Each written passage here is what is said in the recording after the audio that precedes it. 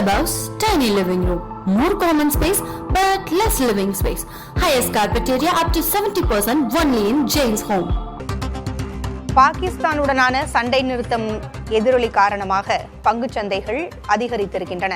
Sensex 1800 புள்ளிகளுக்கு மேல் அதிகரித்திருக்கிறது. அண்மை செய்தியாக பார்த்துக் கொண்டிருக்கிறோம். கூடுதல் விவரங்களை வழங்க வணிக பிரிவு செய்தியாளர் கௌசல்யா இணைந்திருக்கிறார். கௌசல்யா, சண்டை நிறுத்தம் காரணமாக பங்குச்சந்தைகள் எழுச்சி அடைந்திருக்கின்றன. கூடுதல் விவரங்கள் என்ன?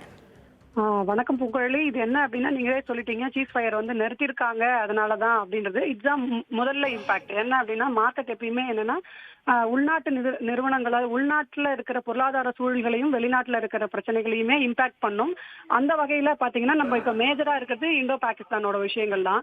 இதுல வந்து சீஸ் ஃபயர் நிறுத்திருக்காங்க அப்படின்ற ஒரு பெரிய செய்தி வந்து ஒரு பாசிட்டிவான செய்தி அப்படின்றதுனால சந்தை ரியாக்ட் பண்ணிருக்கு. நல்ல பெரிய அளவுல ஏறி இருக்கு. கிட்டத்தட்ட சென்செக்ஸ் வந்து 1800 புள்ளிகளுக்கு மேல உயர்ந்து வர்த்தகமாகுது. 81,000 புள்ளிகளுக்கு மேல கடந்து வர்த்தகம் ஆகிட்டு இருக்கு சென்செக்ஸ். நிப்டியும் பாத்தீங்க அப்படின்னு சொன்னா 500 புள்ளிகளுக்கு மேல ஏறி இருக்கு. அதாவது என்னன்னா, கீழே இருந்த தடைநிலையெல்லாம் பிரேக் பண்ணி மேல போயிட்டே இருக்கு. இன்னும் 24,900 அந்த லெவல் வரைக்கும் கூட போகிறதுக்கு வாய்ப்பு இருக்கு அப்படின்ற தகவல் வெளியாயிட்டு இருக்கு.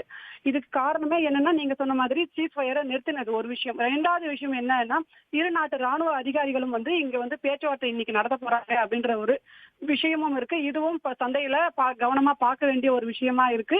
மூணாவதான ஒரு விஷயம் என்ன அப்படின்னு சொன்னீங்கன்னா, அமெரிக்கா சீனா வர்த்தகம். அதாவது ட்ரம்ப் வந்து பதில் வரியை வந்து அனௌன்ஸ் பண்ணும்போது ரொம்ப ஹார்டா தான் இருந்தாரு.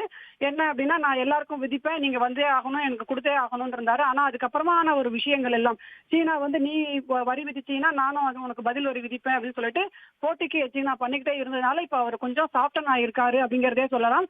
அவங்க இரு நாட்டு வர்த்தகத்திலுமே கொஞ்சம் முன்னேற்றம், அதாவது என்னன்னா அந்த வரி விதிப்புல வந்து கொஞ்சம் முன்னேற்றம் தெரியுது அப்படிங்கிறது. இது வந்து சந்தையில மிகப்பெரிய ரியாக்ஷனா இருக்கு. குறிப்பா சந்தை அதாவது மதிப்பு மிக்க நிறுவனங்கள் அப்படின்னு சொல்றதுல பாத்தீங்கன்னா டாடா மோட்டார்லாம் இருக்கு. சோ இந்த மாதிரியான விஷயங்கள் எல்லாம் டாடா மோட்டார் எல்லாமே பாத்தீங்கன்னா 2 நாள் இறக்கத்துல பங்குச்சந்தை இருக்கும்போது கூட ஏற்றத்தோட தான் வர்த்தகம் ஆயிடுச்சு. இன்னைக்கே பாத்தீங்க அப்படின்னு சொன்னீங்கன்னா வங்கி பங்குகள் எல்லாமே நல்ல உயரத்துல தான் வர்த்தகம் ஆயிட்டு இருக்கு. அதாவது HDFC பேங்க், ICICI பேங்க், இது போன்ற வங்கிகள் வந்து அதாவது சந்தை மதிப்பு மிக்க நிறுவனங்கள் சொல்லுவோம். மார்க்கெட் ஷேர் அதிகமா இருக்கும் இந்த நிறுவனங்கள். இந்த பங்கு சந்தைகள் ஏற்றத்துல இருக்கு. மற்ற நிறுவனங்களும் ஏற்றத்திலே இருக்கிறதுனால பங்கு சந்தைகள் நல்ல உயரத்தில் தான் வர்த்தகம் ஆயிட்டு இருக்கு. இருந்தாலுமே நம்ம அடுத்தடுத்து வர எல்லா விஷயங்களையும் கவனிச்சுட்டு முதலீட்டாளர்கள் கவனமா பங்கு சந்தைகளை கையாளணும் அப்படிங்கறத தான் நம்ம சொல்லிக்கிட்டே வரணும். பூங்குழலி, தகவல்களை வழங்கியமைக்கு நன்றி கௌசல்யா.